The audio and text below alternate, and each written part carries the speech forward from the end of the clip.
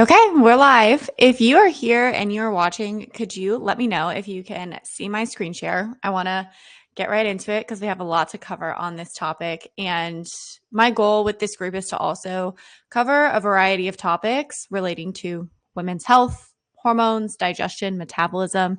And the reason that I like talking so much about these 5 keys plus one kind of bonus step that I'll throw in there is because if you're following these 5 steps and you're really nailing them and understanding why they're important, you'll see an improvement in a lot of your symptoms and also just have a better understanding of the best way to approach your health. And these things are foundational, but that doesn't mean that they're simple. And I emphasize that because I see a lot of women doing more advanced things, but skipping these things. So they're still having symptoms. And then that kind of leads to almost feeling a little bit more frustrated because you're like doing all of the things and still not feeling 100%. So I just want to mention that if you're like overlooking this because you feel like you're already doing all the things, we still have to look at really dialing in on these. And if you are experiencing some of the symptoms that I'll touch on that are related to hormones, both less obvious and very obvious, then this is going to be really helpful for you. So let's get into it. And again, if you're here watching live, you can put in the chat. You can just say hi so I can see I'm watching the chat over on my other screen, and I'll be able to see that you're here. And then if at any time you're struggling with the sound or you can't see my screen for some reason, just let me know because that helps me from kind of like a tech standpoint to make sure you guys are hearing and seeing me okay.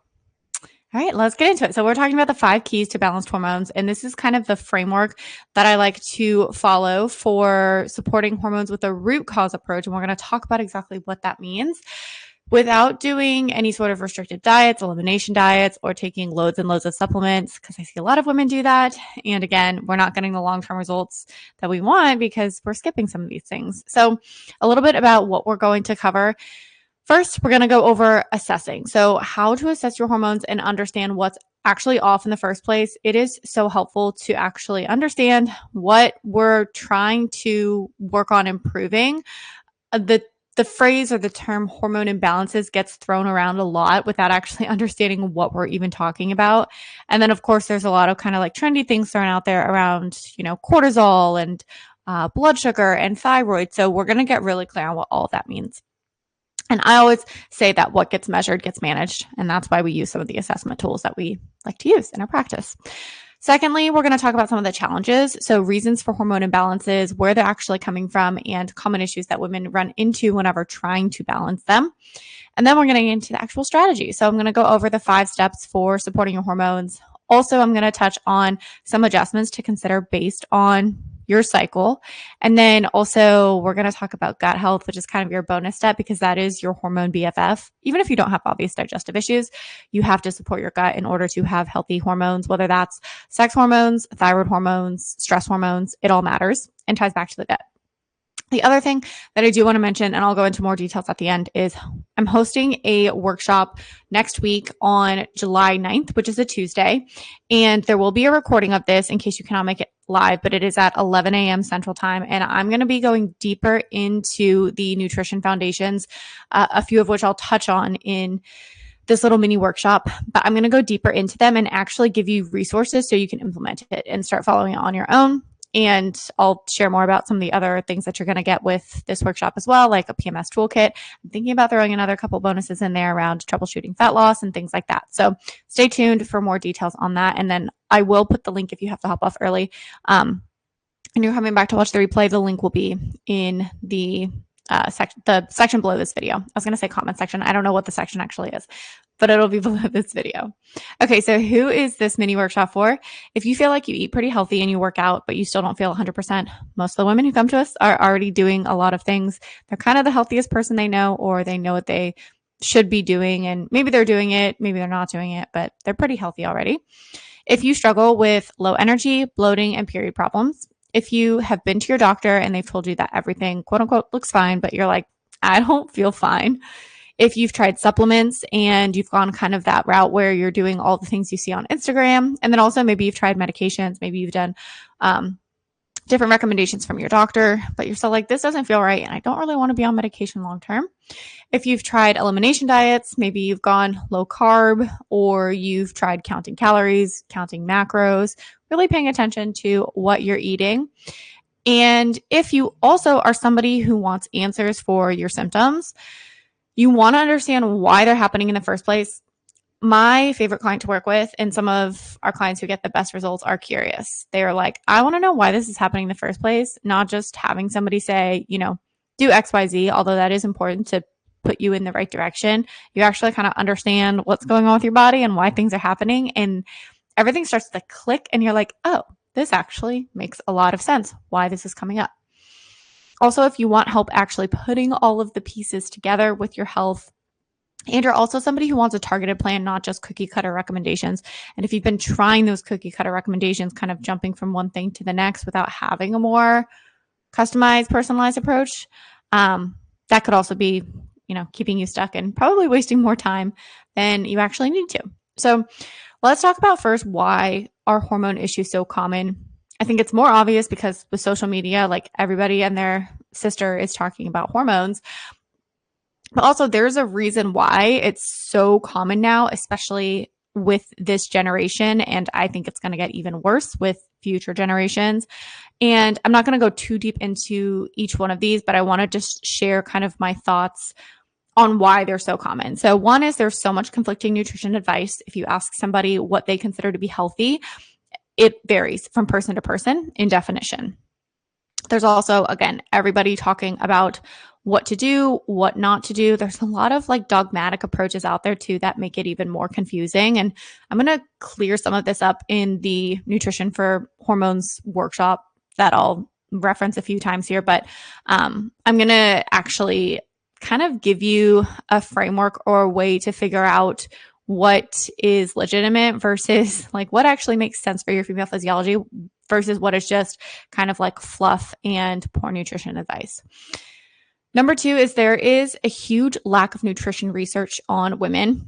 And this goes with a lot of different areas, especially so with cycling women, it's actually very hard to do research on cycling women because there are so many variables. But with something like intermittent fasting or keto, for example, there's not a lot of research done with those approaches in women. There is for more menopause women because they're not cycling, but not so much for cycling women. And also another kind of interesting, I think women weren't included in studies until like 1992, maybe, or 1998. But also, I heard something the other day, and I can't remember the exact quote. I should have wrote it down before this, but when it comes to testing menstrual products like pads and tampons, they didn't use actual period blood until more recently, like within the last, I want to say 4 to 5 years. So I thought that was kind of funny, but also we're not getting the accurate information that we need based on research. So a lot of what we're doing, we're kind of having to figure it out ourselves, and we're like almost our own little experiment. And that's why with the probably at this point, like, I don't know, probably 400 women that I've worked with, I can tell what works and what doesn't work. And there is still variance from woman to woman as well. So it's not like there's a hard and fast rule that every woman should do XYZ. But I've seen it work in different capacities depending on that person and their health history and where their body actually needs support. Number three is that there's just essentially less nutrient-dense foods available today, and this comes from soil depletion and just mineral depletion within our food system, and also less nutrient-dense food availability. We don't have to talk about inflation and the fact that prices are going up, but a dozen eggs is not what it used to be, and so it is harder to access these healthier, more nutrient-dense foods in an affordable manner. We do try our best to help clients figure out best sources, and we do have specific websites and recommendations that we make for sourcing food that can make it a little bit more affordable. That's another huge problem. Number four is that our modern lifestyle is not matching our female biology. Essentially, the way that we're living or we're forcing our bodies to live today is not the way that we are designed to live, which obviously there's not a whole lot we can do about that other than try to incorporate some of the things that help our body to feel safe in this modern environment. And that's one of our goals with a lot of these steps that we're following.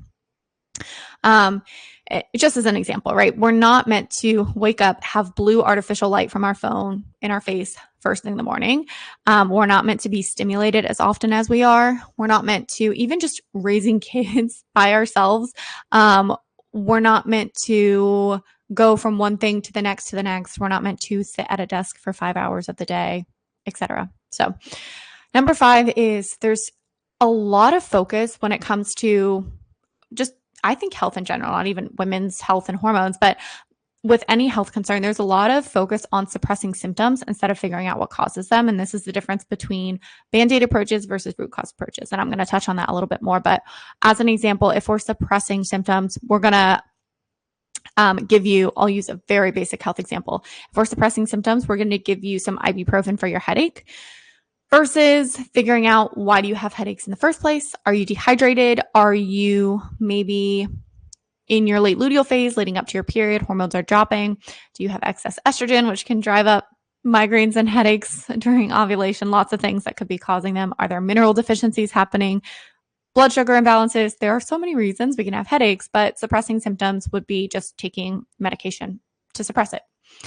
And then lastly is there's a lot of normalizing of symptoms with women. Period pain, weight gain as you get older, metabolism slowing down, not having a period at all, having acne, bloating and digestive issues, being constipated, not going to the bathroom for like 3 days in a row. All of those we're told are normal. Thyroid issues are normal according to conventional standards, but that does not mean that they are okay. So just because they're so common doesn't mean that they're normal. And there's a lot that we can do to actually fix these from a root cause approach. So this is why we see so many hormone issues, is because nobody's asking why they're happening. They're just like, oh, that's normal. Everybody deals with it. Or my mom dealt with it, so I'm going to deal with it, and my daughter's likely going to deal with it. There's so much within our control that we can do to help. So let's talk about why hormones matter. If you're watching this, you're probably like, okay, I know hormones are important, but I really just want to drive this home. So when we understand what hormones are, they're not just something to be concerned about or pay attention to during puberty or when you're trying to get pregnant or during menopause. And I think that's what people typically think of when they think of hormones, but they're actually chemical messengers that send signals throughout the entire body to regulate different functions. And when I say different functions, I mean like a lot of functions. So if there's any concern around how you feel or the way your body is functioning, you have to look at hormones.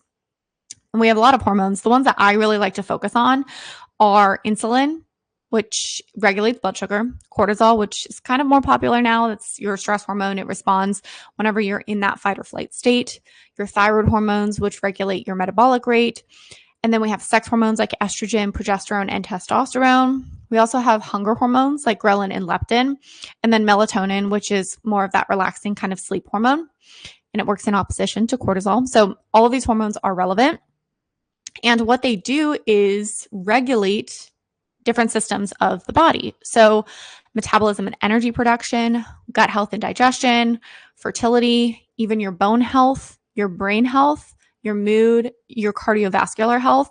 All of these are influenced by most of these hormones, if not all of them. So I'll give a quick example. For bone health, we need to make sure that we have adequate levels of estrogen. For our brain health and our gut health and digestion, we need to make sure that our thyroid hormones are properly regulated. For our cardiovascular health, thyroid hormones are also very important. So we can see all of the different areas that this can point to. And then also for insulin, that ties into all of these things, especially with fertility. We usually think of fertility as it relates to estrogen and progesterone and those sex hormones, but we actually need to make sure that we have insulin and cortisol in a good place as well. So just a few examples of how they're all connected and they work together. So let's do a quick little symptom assessment so you can understand, is it actually your hormones? And like I said, if you have symptoms around how you feel, we need to touch on hormones to some extent. And definitely these 5 steps are going to help. But I also want to point out that the hormones themselves are not the problem. They're simply a symptom of a deeper issue. So I like to think of them as your check engine light. It tells you that something else is going on underneath the hood. And they impact way more than what we think of as those typical hormone symptoms. So I kind of put on the left side here what we think of as typical hormone symptoms. Your cycle health, your hair loss, let me rephrase this. What we think of as typical hormone symptoms are going to be related to these areas. Maybe not symptoms necessarily, but your cycle health, your hair health, your skin, your libido, your mood, your fertility, all of those are influenced by hormones.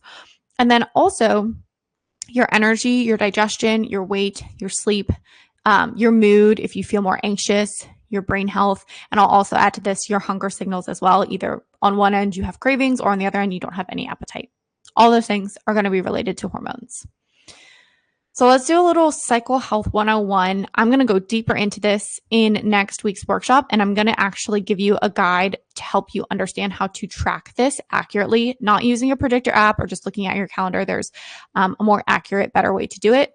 And then also how to adjust your nutrition based on where you are in your cycle, because even these subtle fluctuations can make a difference in how you feel and require different nutrients, and also lifestyle things like your sleep, your exercise, all those different factors that will influence your hormones. So this is kind of the very quick and dirty breakdown of cycle health. It's like definitely a 101. We're not going to go too deep into it, but essentially there are 4 phases. So you have your menstrual and your follicular phase. Those are also considered kind of like the first half of your cycle. And then you have ovulation, which is this green section here. This is when you're most fertile. And this is actually the main event of your cycle. It's not your period. It is ovulation, because we need ovulation to happen to have the proper production of hormones throughout the entire cycle, and especially throughout the luteal phase. So if you are struggling with a lot of symptoms in this luteal phase, which is the 4th phase of your cycle, you likely are not ovulating, or you're just not producing enough progesterone, especially in relationship to estrogen levels. So ovulation needs to happen consistently and predictably. And that is one of the core goals for women who are struggling with cycle symptoms and period problems, is to make sure that they're ovulating consistently and predictably. And the best way, if you're like, I don't even know where I'm at in my cycle or how to track, or maybe you use an app and kind of count days basically. But the best way is to use basal body temperature. You take your temperature first thing in the morning, and you can tell exactly where you are in your cycle based on the results of this temperature. I'm not going to get too much into it, but basically first half, you're going to be around 97.5. Second half, you're going to be around 98.6. And if you're not, and everything is trending low, then we know that your thyroid health and your metabolism needs some support. If you're not cycling, maybe you're watching this and you're either perimenopause or menopause. One, if you're perimenopause, tracking can still help so that things are a little bit more predictable, but you're not ovulating every single cycle at that point. And then if you are in menopause and you're not getting a cycle at all, it can still help to take your basal body temperature, because it can tell us a lot about your thyroid and your metabolic health. Okay, so obvious signs of hormone imbalances. If you can check even one of these off, then you're going to benefit from these 5 steps. And this really needs some attention. So irregular or absent periods, either they're coming super frequently, every 20 days, or you're skipping them completely and you're going 3 months without a period. Or they're just completely MIA altogether. We know why this is happening. So it is not a mystery. With an assessment with some functional labs, we can get clear on the root cause of this. If you have symptomatic cycles, maybe they're coming regularly, but they're heavy, they're painful, they're completely derailing you for an entire week. You have PMS, mood swings, irritability leading up to your period, usually a sign of low progesterone. And I'm going to talk more about just different reasons for all of these symptoms in the workshop next week as well. Fertility challenges or miscarriages, PCOS, endometriosis, hypothyroidism, all of these actually have very, very similar root causes, which is why I kind of group them together here. And if you have acne around the jawline or cystic acne, this can be hormonal or it can be gut related. If you have more body acne, so chest, back, face, forehead, we like to look at gut and liver support for that. But when it's around the jawline, that's more clearly related to hormones.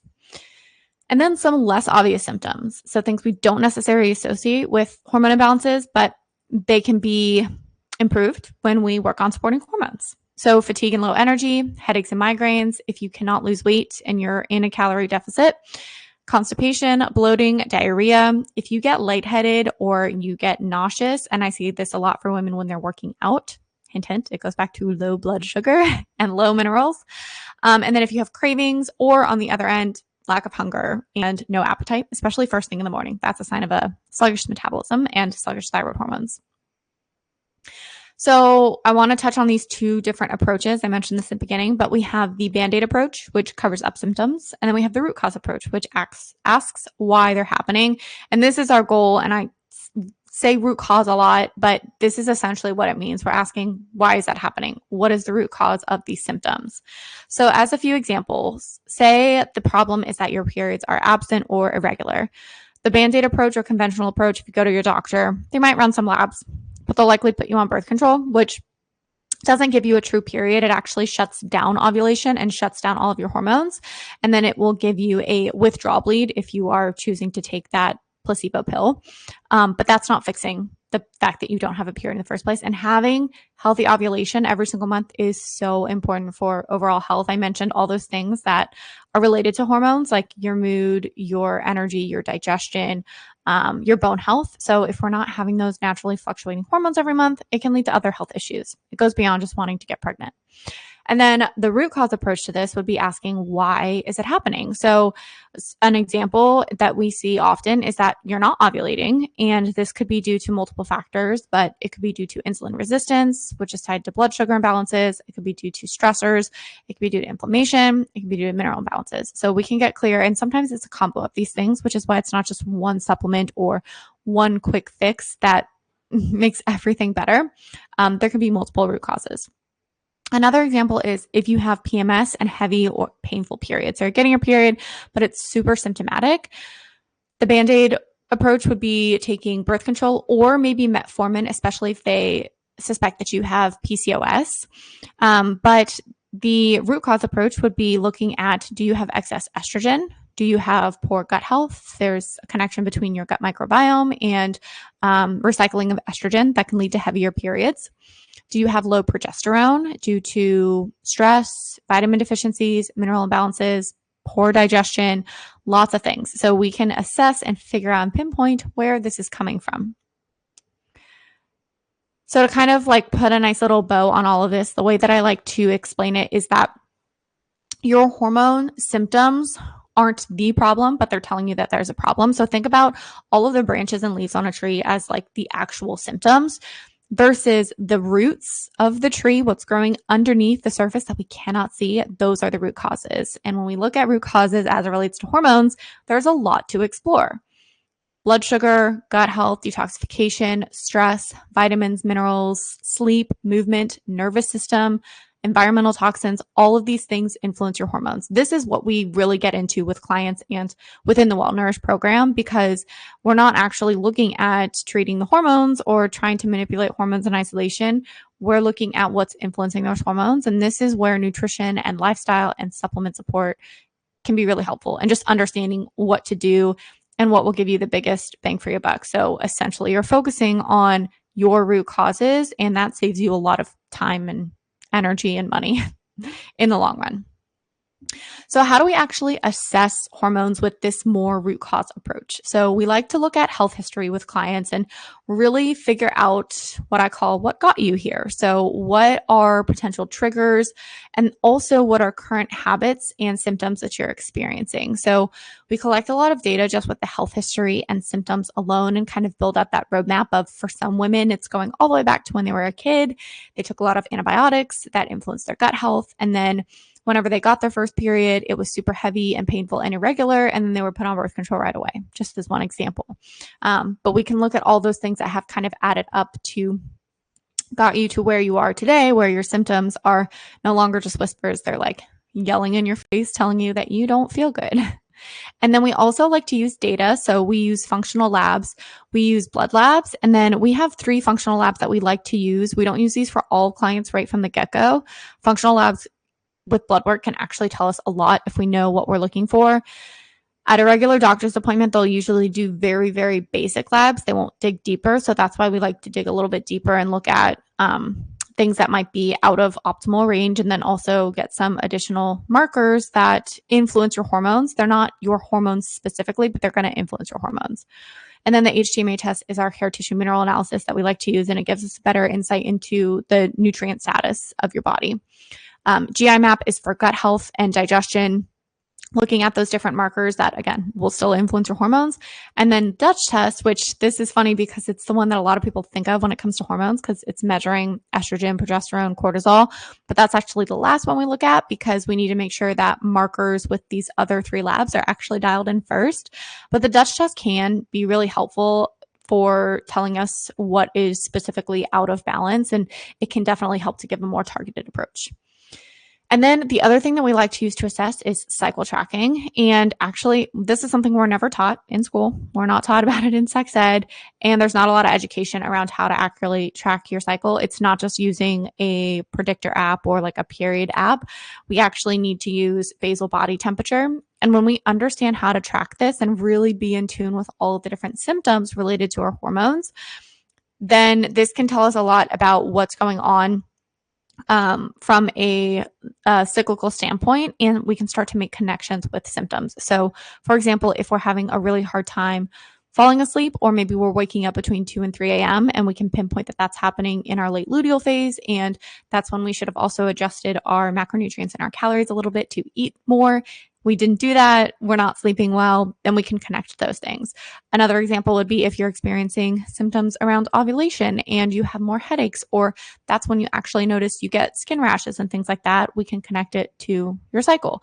If you're feeling really amazing and strong in the gym, we can also connect that to different times in your cycle. So we can do so much by just tracking your cycle and really working to optimize it.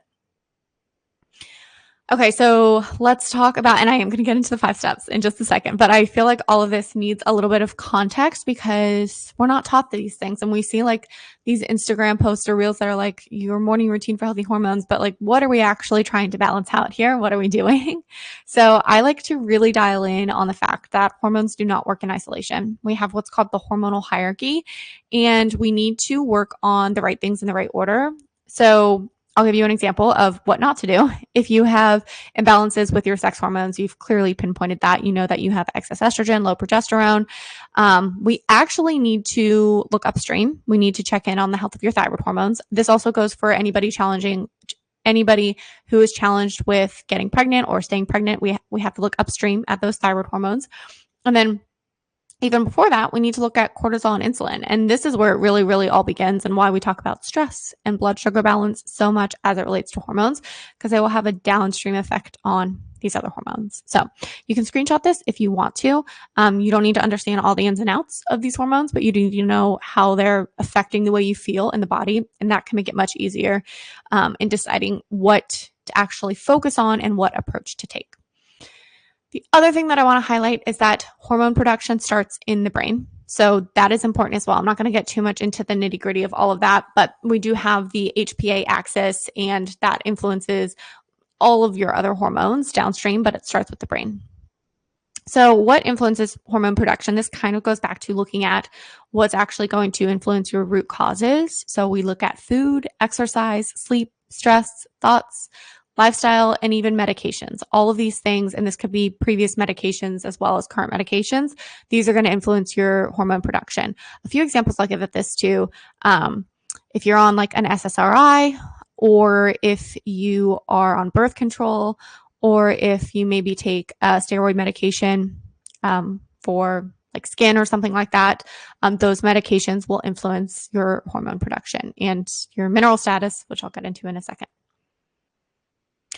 So let's get into the 5 steps. And again, I want you to keep in mind, the reason these 5 steps don't seem specific to hormones is because those hormone imbalances are really the root cause. It's a downstream effect. And that's why we're focusing on what's impacting the hormones with these 5 steps. So just keep that in mind as we go through things. Okay, so step 1 is to eat enough consistently. And under eating consistently is a huge stress on the body. If we're looking at eliminating stress, and there's a lot of noise out there around how to get rid of and eliminate stress and support your nervous system, but if we're under eating, your body is not going to feel safe, it's not going to feel nourished, and it's not going to produce the hormones that it needs to. And with under eating, this can be intentional if you're trying to diet or you just have thought your whole life that it's okay to eat 1,600 calories because that's what you learned from the women's health magazines growing up, like I did, or it can be unintentional. You're just very busy. You're going through your day, or I was just chatting about this with a client earlier this week. She's very inconsistent with her calorie intake. So some days she'll have like 1,200 calories just based on her schedule. And then the next day she'll have a normal amount of like, 2,000 calories, which is closer to what she actually needs. So it can also be unintentional. And then the thing to keep in mind with eating enough consistently is that when we eat enough calories from food, that's what's actually giving us energy. And any symptom that we have that requires healing requires energy. So if you're trying to heal your gut or heal your hormones or heal your skin or lower inflammation, all of these things require energy, and we get those energy from calories. Also, if you have fat loss goals, you might be thinking, if I eat more, I'm going to gain weight. But the reality is that your metabolism and your hormones have to be in a good place first to lose weight sustainably. So if you're just trying to cut calories, you're almost doing it backwards. Whereas if we can support your metabolism and your hormones, then we can adjust and figure out what your calorie and your macronutrient intake look like. But metabolism and hormones have to be in a good place first. And that's why within Well Nourished, we also do a lot of metabolic repair upfront with women, getting to a place where their energy, their cycles, their digestion is all normal, and then they can lose weight much, much easier. So what is actually enough? There is no one size fits all. It really varies from person to person. Calculators online really don't give you an accurate number. It's a good place to start, but it doesn't consider all of these different factors. So your activity levels, your age, your stress, your genetics, your sleep, your current body composition. So if you have more muscle mass versus more fat, your unique goals. Are you trying to get pregnant? Are you trying to lose fat? Are you trying to get your period back? We need to consider those things.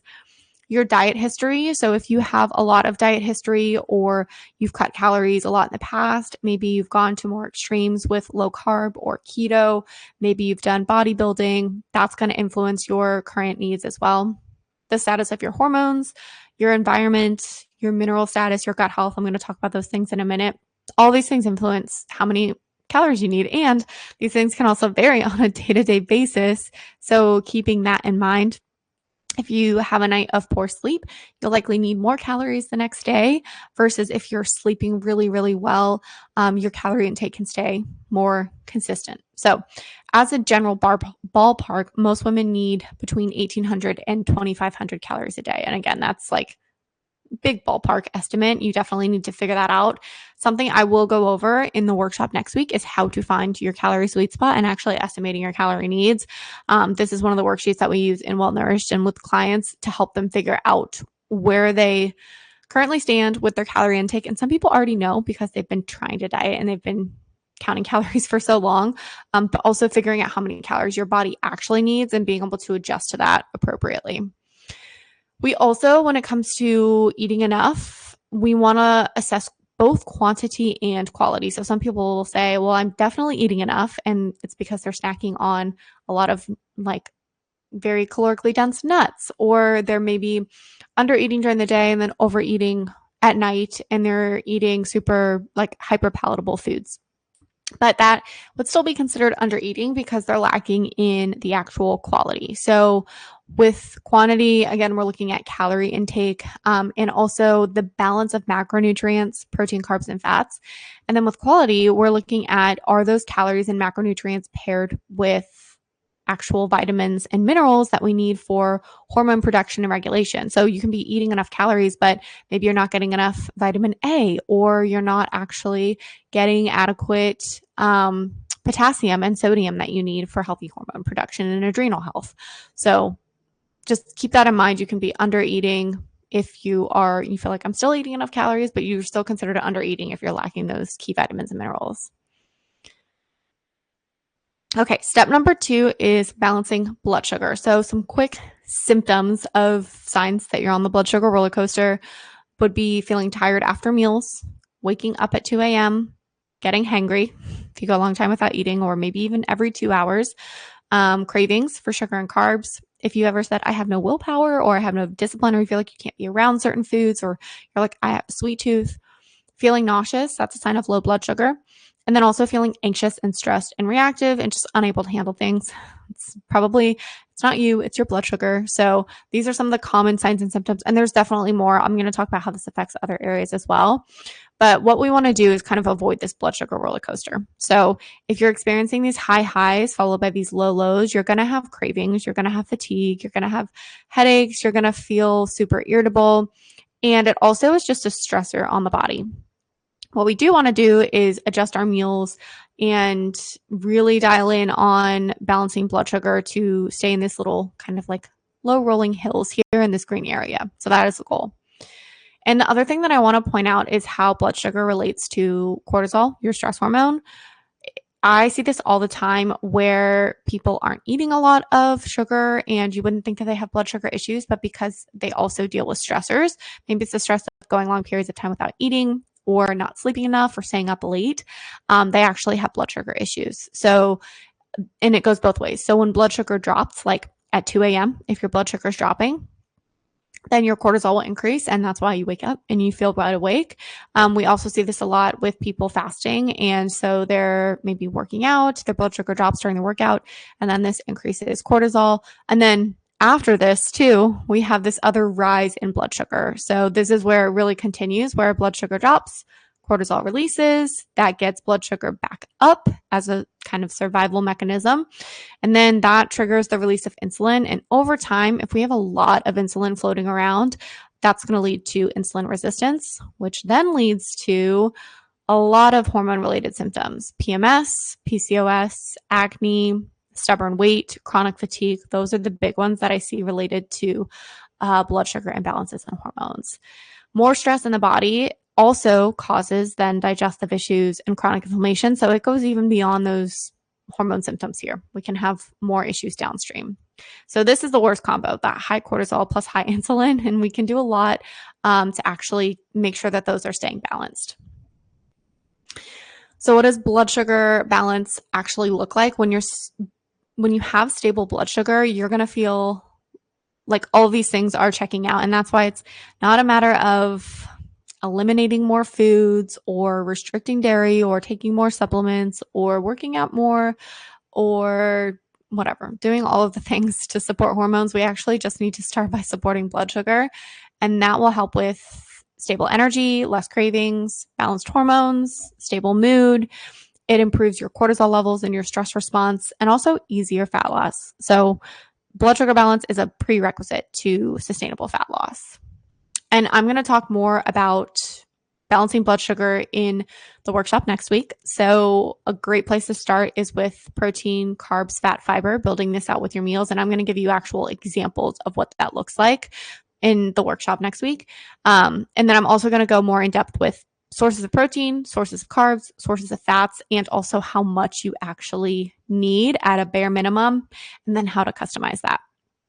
And a bonus tip that I want to give is, I kind of alluded to this in the beginning, but you can and should adjust your macronutrients and even your calorie intake with your cycle.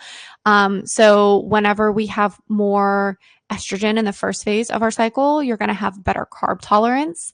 So you can utilize carbohydrates better. Your blood sugar is also going to be more stable.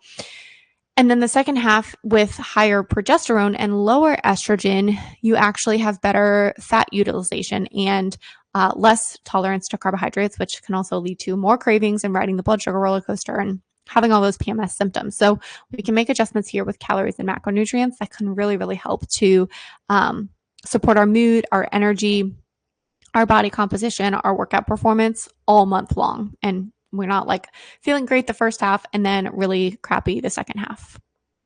Step number 3 is to rebalance minerals. So minerals are like the spark plugs for healthy hormones. They are foundational, and without them, we're not going to be able to actually produce adequate hormones and also get them into the cell. So some really important ones here are going to be potassium, magnesium, sodium, zinc, and copper. There are a lot more, but those are the ones that we really like to focus on first and foremost, especially as it relates to your adrenal health and cortisol, and your thyroid health. And the analogy that I like to use with minerals is that if you don't have any minerals in your body, it's like trying to force a car to run without any gas in it at all. So we need to put gas in the tank for it to do what it should. And if it doesn't have gas and we're trying to make it go and we're maybe trying to adjust the tires or change something else in the car, we're like switching out the windows or whatever it is, then we're missing the foundation, the fact that there's no gas in it in the first place. So some symptoms, if you want to screenshot this, because there are a lot of things that go back to minerals, especially when we understand that they're spark plugs of the body. But things like, again, a lot of those like common symptoms that we hear about actually can be resolved when we rebalance minerals. But fatigue, muscle cramps, headaches, irregular heartbeats, water retention is a big one, digestive symptoms, brain fog, thyroid issues. We also can tie it to other digestive symptoms related to low stomach acid, poor stress resilience, constipation. If you pee constantly, even though you're drinking a lot of water and you're peeing constantly, that's a sign that you're still not properly hydrated on a cellular level. If you wake up to pee at night, and then also if you're really thirsty, even though you drink a ton of water. So these are the foundational minerals: sodium, potassium, magnesium. I'm going to talk more about these in the workshop next week and give you some mineral mocktail ideas. One of the basic ones that I like combines basically sodium, magnesium, potassium, and vitamin C. This is like the OG mineral mocktail. I also have a free mineral mocktail guide if you have never grabbed that. It's available in this group. And then I also, you can DM me on Instagram for it as well. But I have a lot more recipes. This is the basic one, though, that you can start with ingredients that are very easy to access. And then we also have different kind of like pre-made blends and things that we like to use. Step number 4 is to check your stress. And I'm not just saying to go meditate or take a bubble bath or go get a massage. That is kind of a band-aidy approach to checking your stress, and of course only works while you're doing it. So that's why we follow this 3-step process where you're actually getting clear on where your stressors are coming from. So you're assessing, where is it coming from? Is it perceived? Is it real? Is it anticipated? And also knowing that stress can be physical, emotional, mental, and environmental. So a physical stress example would be exercising or only getting 6 hours of sleep or not getting any sunlight. An emotional stress, that's a little bit more obvious. Maybe you get in a fight with a friend or with a coworker. Maybe mentally you're dealing with some work deadlines, financial stressors. And then we also have environmental stressors, which we don't think about a lot. So what are you putting on your body? What are you surrounded by? How's the water that you're drinking? That can increase stress in the body as well. And then once we pinpoint, we like to do this kind of like a day in the life exercise where we're getting really clear on where stress is coming from. And if you're thriving on jumping from one task to another and you're in that fight or flight mode, definitely need to do some work there, especially with this step number 3 that I'll talk about. But we can get really clear on where those are coming from. And then we can start to reduce the things that are in your control. So a few examples would be if you're under eating, you can work on your calorie intake. You can work on your sleep, your blood sugar, which remember when you're riding that blood sugar roller coaster, that's a stressor on the body. Light exposure, which I'll talk about in a second. Personal care products, your thoughts, how you're actually thinking about your day, your body, other people, relationships. That makes a huge difference as well. And then from there, you can build in nervous system tools. So we have a lot of nervous system tools that we like to recommend. You have to figure out what works for you and what feels good to you, because if you're trying to do something that stresses you out more, it's going to be counterproductive.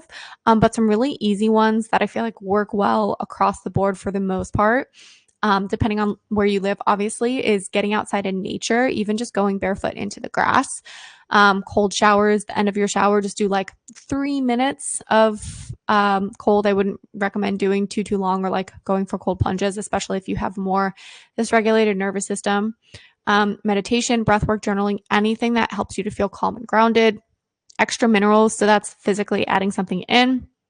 And then we also like to utilize extra vitamin C. So that's going to be an antioxidant that helps to really support your adrenals and become more resilient to stress. And then adaptogen support as well. And those are kind of like a nice little cherry on top that can help with improving your stress response. Step number 5 is supporting your circadian rhythms and sleep. And this kind of goes hand in hand with supporting stress, because a regulated circadian rhythm and adequate sleep are going to help to lower stress in the body. And circadian rhythms are essentially a 24-hour pattern that all of our bodies operate on. So its job to ensure that various processes are optimized at the right time during that 24-hour clock. So we want to be obviously sleeping at a certain time. We want to be awake at a certain time, but even going deeper than that, our digestion works on a circadian clock. So you're ideally going to the bathroom around the same time every day. Your hunger should work on that circadian clock as well, which is why you should be hungry within an hour of waking up. There's a lot that can be regulated here. And one of the biggest stressors on the body is a dysregulated cortisol rhythm, like I mentioned. So if we're trying to figure out how to dial in on step number 4, we have to make sure that we're nailing step number 5. So some tips here. The biggest one that I want to drive home for supporting circadian rhythms and optimizing sleep is light and dark exposure. So getting sunlight in the morning, limiting blue lights at night, having consistent sleep and wake times. This makes a huge difference, especially if you struggle with low energy during the day.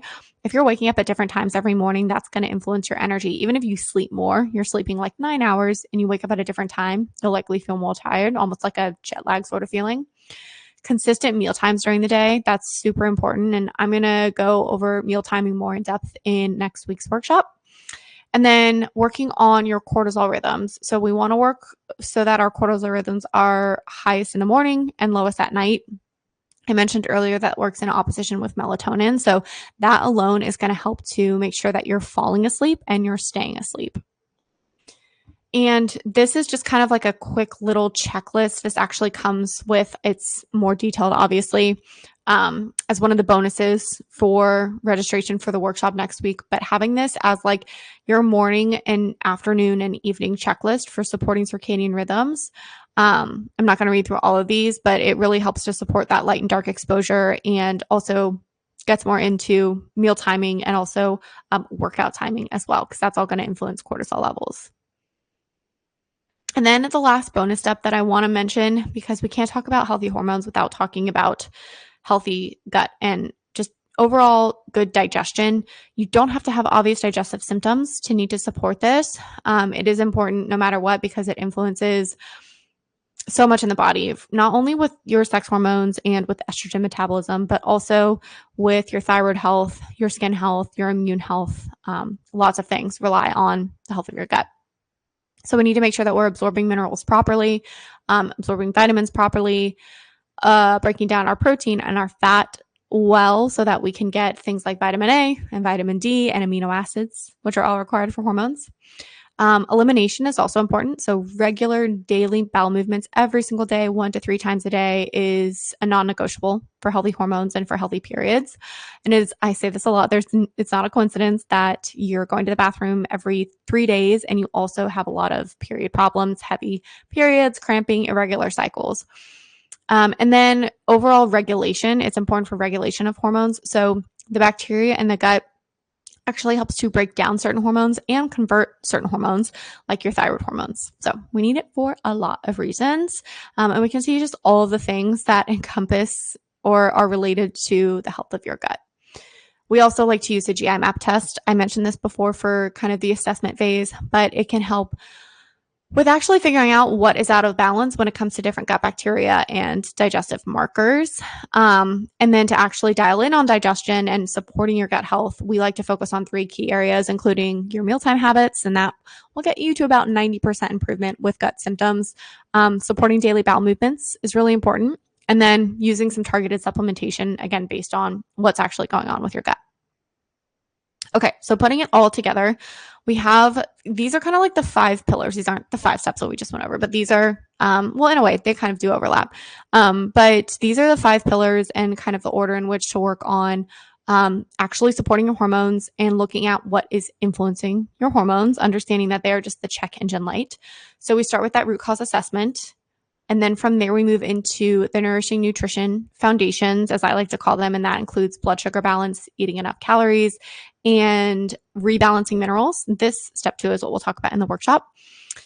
Supporting optimal digestion and detoxification, supporting sleep and circadian rhythms, and then supporting a healthy stress response. All of this is what we do inside Well Nourished and with our one-on-one clients. So if you want to jump ahead a little bit and you want to get support there, you can let me know and I will be sure to send you an application to apply for the Well Nourished program. And we can go over all of this. So you can just have the step-by-step plan and guidance and also coaching from me to get it a little bit more customized.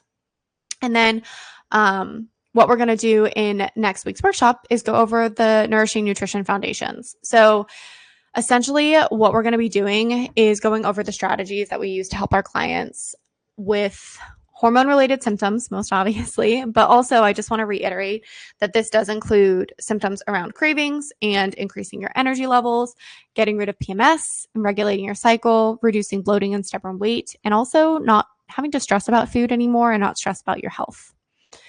So if you want to just say goodbye to the confusion around nutrition and unsustainable things that you're like, this is not realistic, I cannot do this.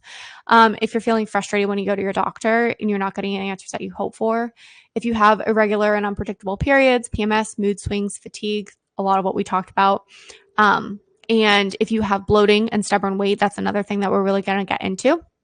And also, if you're like, I don't feel like myself leading up to my period, we'll talk about why that's happening and what you can do about it. So we're going to cover a lot, including more about blood sugar and the key hormones that control your energy, your mood, your hunger, and your weight.